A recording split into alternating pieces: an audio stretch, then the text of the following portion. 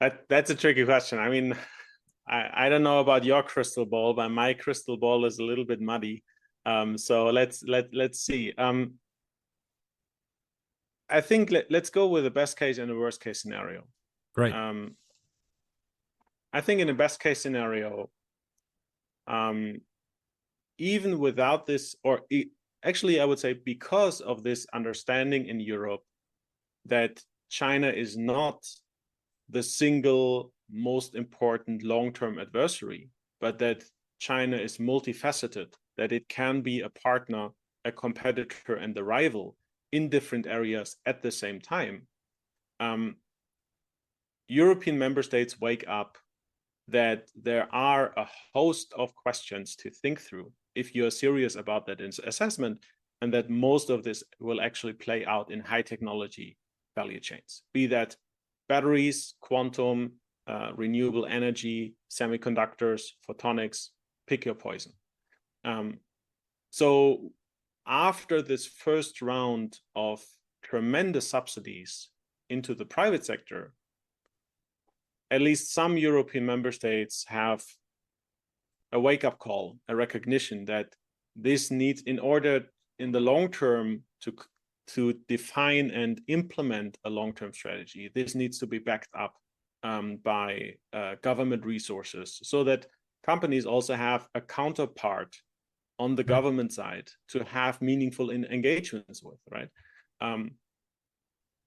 In the best case scenario, that would mean that this investment in government capacity to assess technology ecosystems, to understand dependencies, and to form long-term strategies, Europe finds its way in becoming and or staying indispensable in certain technology ecosystems for the broader economy, right? Because this is all what I would say ASML is about. Nobody in the world can make an advanced semiconductor right now without access to ASML equipment. And the sheer fact that you do not have an alternative to Dutch equipment for advanced semiconductor manufacturing makes us a seat at the table. And it creates geopolitical leverage that can be utilized through export controls, but that can also be the basis for negotiations, both with the US and with China. If we want to have this in the long term, we need to better understand private sector value chains from the government side. In the best case scenario, this would happen in the next 5 to 10 years. So we would have, certainly not in all member states, certainly not for all technologies, but in some member states, for some technologies, we would have a level of sophistication and understanding about private sector technology ecosystem that is far beyond what's there today. And if you're a betting man, what kind of like probability would you assign to it? Better than 50-50 or? Far worse. Far worse. Okay. Unfortunately, far worse.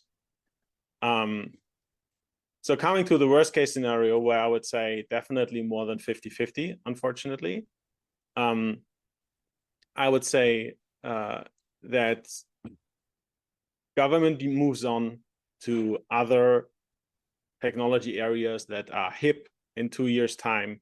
So they lose interest in semiconductors. They will be continuously pushed toward certain challenges from the US side, because I don't think that the US will let go of this technology, that the US will shape its technology competition in semiconductors with China in this decade. So Europe will constantly and consistently be forced to position itself, but it will always be in a reactive mode, just like what happened with the US government's pressure on the Dutch government regarding ASML equipment. It will always be reactionary or reactive, it's a better word, than getting ahead of an issue. And the government will not realize that they need to invest in their own capacity to understand ecosystems. So we will mainly see subsidies for the private sector, and here really for the big players, the incumbents that already have the political access, that already have the standing in the industry, to get pretty high amounts of subsidies.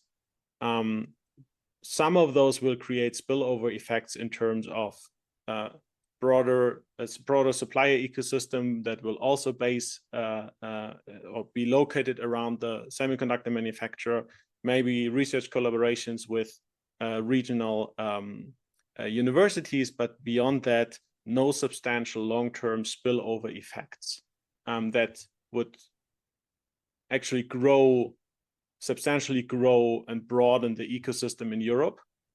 And ultimately also no clear understanding of what our technology or what Europe's position in the global or in the US-China technology competition looks like, in which areas we agree with the US assessment and follow US perceptions, and in which areas we also define our own red line and say that maybe in this area, or maybe for that type of technology, our perception of technology transfer to China is different.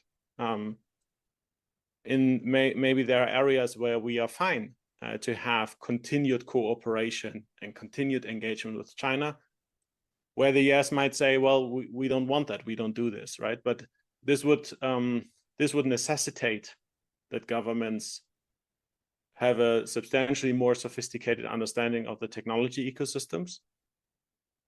And I don't see that right now. So unfortunately, I would say the worst case scenario, it is still pretty grim and pessimistic. So I really hope it doesn't come to fruition. But I would say ultimately, it feels a bit more likely, or quite more likely, than the best case scenario, what I would still hope for.